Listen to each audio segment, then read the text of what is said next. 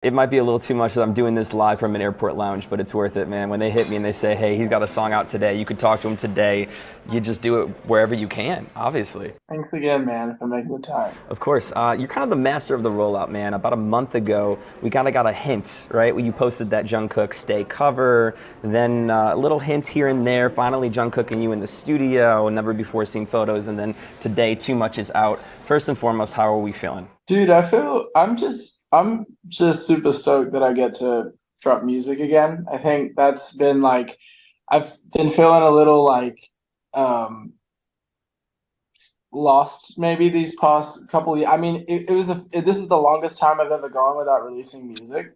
Like Yeah, actual like in the form of like rolling out to an album type deal. Like I've dropped little like loose singles and stuff sure.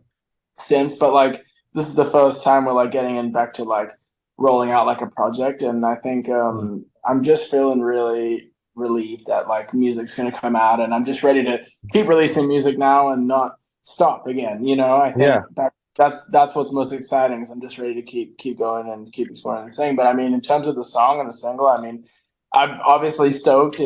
I woke up this morning and saw it's what it's been doing, and I'm just like Yeah.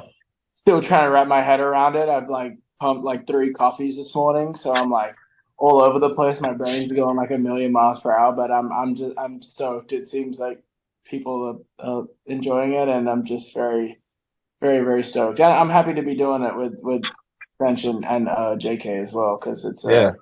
it's been really cool to be able to share this moment with them. You talked a little bit about how you wrote it and worked on it with Bieber originally, and then he's got his own stuff going on. We're excited for that. But when you were kind of looking for, okay, who can make this record what it's supposed to be and do it justice? J.K. Jungkook was the voice for you. Do you remember the first time you heard of Jungkook or BTS?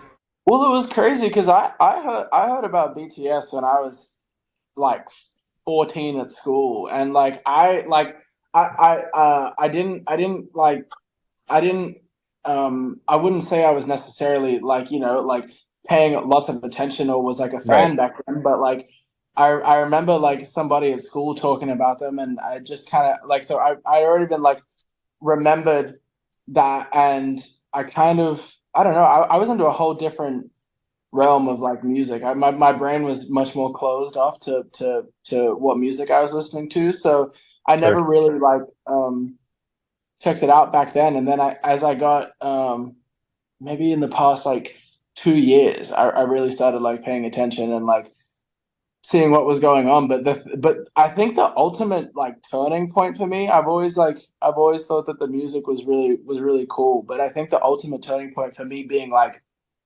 actually like like a fan was I went to Korea last year, and I just like I just remember going there and just seeing the impact there that the music that the music over there made, and how much like people just love music and over there, and how it's like I remember it was somebody's birthday. I can't remember who it was.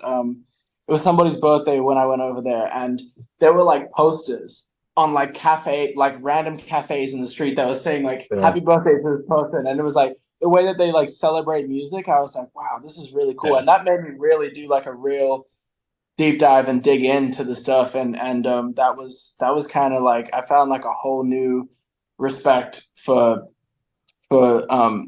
for it there. So I think like yeah, that was when I want to say I became like a fan. Yeah. I was like, wow, okay, this is really cool. But I've always liked the music. I've always thought obviously you know JK and the rest of BTS is super talented. So Yeah. but that was when I became like a fan. I Sure. think like a fan, being like, wow, this is crazy. Realizing stuff there, it's a little different for sure. Well, Uh, yeah, well, it's just, yeah, I think a cool thing is like about music in general is when you see like the impact and what like how it moves people. I think that's like a big thing, at least for me, of becoming a fan of something, right? Like, yeah, is like seeing how much people are moved and like impacted by it. I think that's a big thing, at least for me. for Seeing that, sure. and then obviously liking the music, but. Well, it's the collab we wanted. It's the collab we needed. Also, shout out to Central C on the track too. One of the biggest rappers out of the UK right now. I mean, this is no joke. This is not like a let's get a couple people, a couple names on the song. This is an anthem, and it's only been out for less than 24 hours. You know, it's crazy. So congratulations to that, man. And you know, you're talking about the relief and the pressure of your shoulders. You know, you're finally able to release music again. We know the album's coming out sometime next month, hopefully. With that said, and I'll end on this because I know you got a busy day, man, and I appreciate you taking the time. I'm literally in an airport right now. I'm working from the road. You do the same quite often. Looking back at your discography, is there any project, any song, any record that you're like, that was curated, created, and made on the road? There's actually like two songs on this upcoming record that were made Uh-oh. on the road. All right. I obviously can't. Yeah, but like there's two of them that were made on the road. Okay. So we'll take the hint. Yeah, yeah. We'll have to do a follow-up after it comes out. You can be like, okay, these are the two. I want to guess. Kid Laroi, man, this is the first, but hopefully not the last time we get to catch up. And I appreciate you taking the time on your release day. Dude, thanks for taking the time. I appreciate it.